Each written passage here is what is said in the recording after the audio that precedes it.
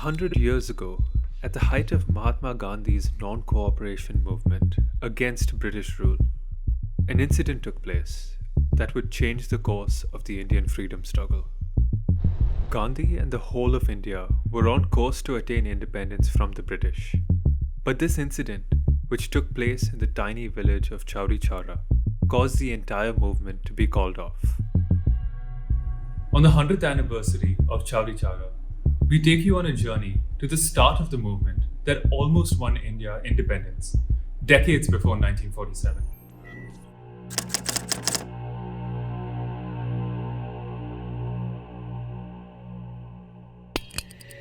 The year is 1919, and the British Raj have just passed the Roulette Act. This act sounded the death knell for civil liberties, where ordinary Indians could be arrested without trial.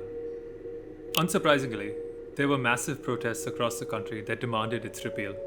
At one of these protests in Amritsar at Jallianwala Bagh, civilians assembled to non-violently oppose the act. This man, General Dyer, ordered a host of troops to fire upon these unarmed protesters, killing thousands of men, women, and children. The Indian public were horrified by the brutality of Dyer and his men, but he showed no remorse, claiming that his actions were just an example for the rest of Punjab. Dyer faced no consequences for this, and to add insult to injury, the British public collected £30,000 for his support. The Indian National Congress was absolutely disgusted by this lack of accountability and decided to mobilize the masses. As fate would have, they found an unlikely friend who felt equally insulted by the British, although for different reasons. The Muslims of India regarded the Caliph of Turkey as their spiritual head. However, during the First World War, they were expected to fight against him for the British. The British Raj promised Indian Muslims that in exchange for their support during the war, their Caliph would be treated with respect after it. But when the war ended in 1918, the British had no intention of fulfilling that promise. They saw no reason why the Caliph should retain control of the holy places he previously had authority over. After the First World War, the Caliph was forced to cede large parts of the Ottoman Empire to the British and the Allies. Feeling betrayed, two brothers from the Indian Muslim community, Muhammad Ali and Shaukat Ali, formed the Khilafat Committee to protest against the Caliph's treatment. The protest failed to gain any significant momentum and fell on deaf ears. That is until the committee were approached by Gandhi. Gandhi suggested that they adopt a program of non-cooperation and non-violence to protest against the British.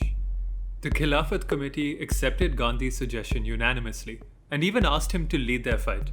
Gandhi saw this as a golden opportunity to merge the Khilafat movement with that of the Congresses, and thus the non-cooperation movement was born.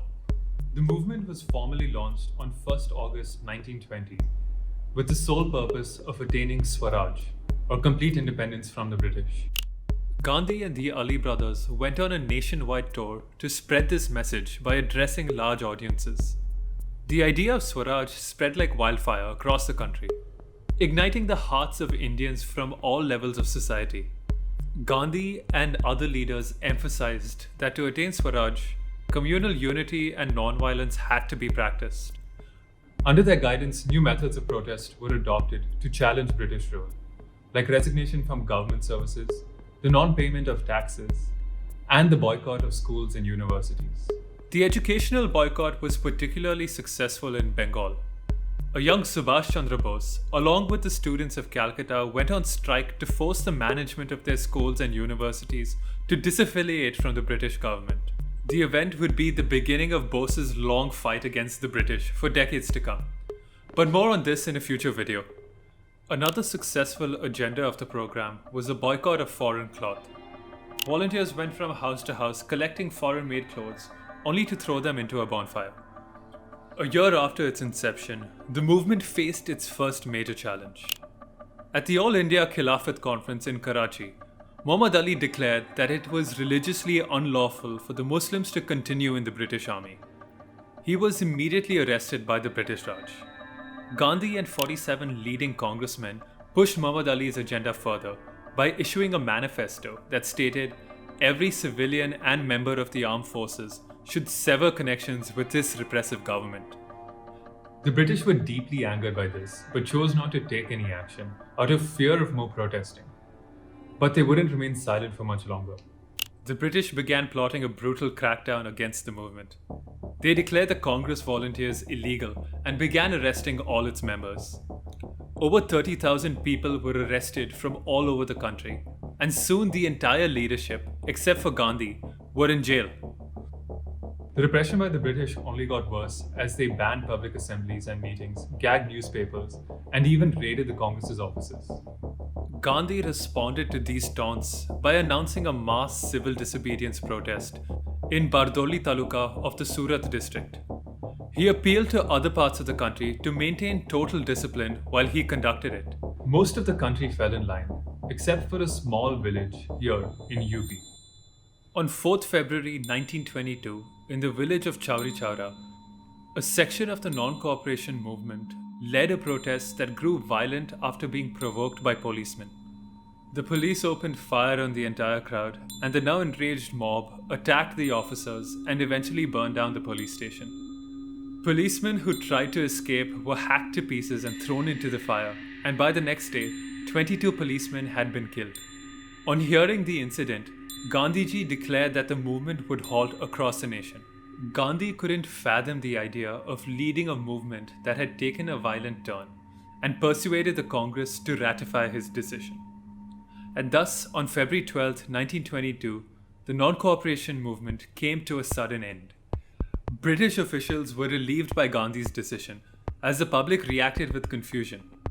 It took a 5-day fast from Gandhi to convince the masses to stop protesting. Even the leaders of the movement heavily criticized Gandhi. Why should an entire nation have to pay for the mistakes of one small village? Gandhi's objections were more than just moral.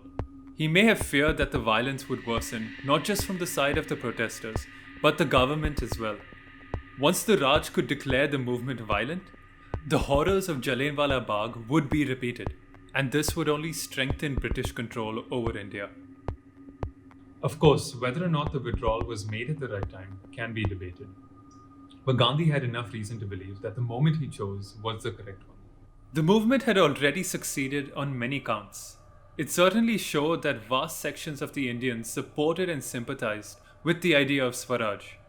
But most of all, the movement was marked by the tremendous participation of Muslims and the maintenance of communal cooperation.